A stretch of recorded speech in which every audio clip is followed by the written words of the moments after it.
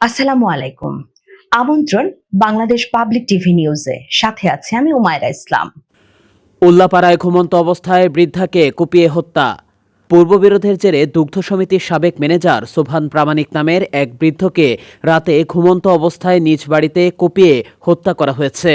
ঘটনাটি ঘটেছে রোববার দিবাগত রাতে সিরাজগঞ্জের উল্লাপাড়া উপজেলার লাহিড়ী মোহনপুর ইউনিয়নের দত্তপাড়া এলংজানি গ্রামে। স্বজনরা জানান, রোববার সোবহান ২০ লাখ টাকার একটি জমি বিক্রি করে হয়তো দুর্বৃত্তরা টাকা নিতেই তাকে হত্যা করা হয়েছে।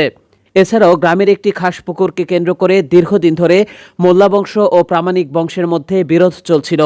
প্রায় ২ বছর আগে একই বিরোধকে কেন্দ্র করে ওই এলাকায় সংঘর্ষে পিতা ও পুত্র নিহত হওয়ার ঘটনাও ঘটে। সে ঘটনার জের ধরেই এই হত্যাকাণ্ড ঘটতে পারে বলে ধারণা করা হচ্ছে।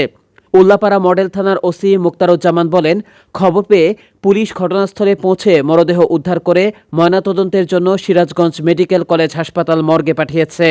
এ ঘটনায় একজনকে আটক করেছে এলাকাবাসী। তিনি জড়িত কিনা যাচাই করা হচ্ছে। হত্যার কারণ ও জড়িতদের শনাক্তে তদন্ত চলছে। প্রিয় দর্শক, এই ছিল এখনকার সংবাদে। আমাদের পরবর্তী সংবাদ দেখার আমন্ত্রণ রইল। এছাড়া দেশ বিদেশের নানা প্রান্তের সংবাদ পেতে বাংলাদেশ পাবলিক টিভির সাথেই থাকুন। পাশের গ্রাম চন্ডীপুর।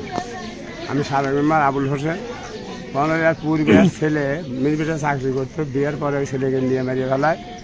এরা কিছু লোকের উপরই কেস করে। সেই মামলায় এদের পক্ষে কোনো কিছুই কোনো প্রমাণ করতে পারে নাই। তারা আবার প্রভাবশালী বিক্রি করছে ২০ লাখ টাকা। টাকাটা নেওয়ার তাগিদে ডোয়া কেটে ঘরে ঢুকে কোপা হত্যা করে টাকা পয়সা নিয়ে দিছে। জমি বিক্রি ২০ লাখ টাকা।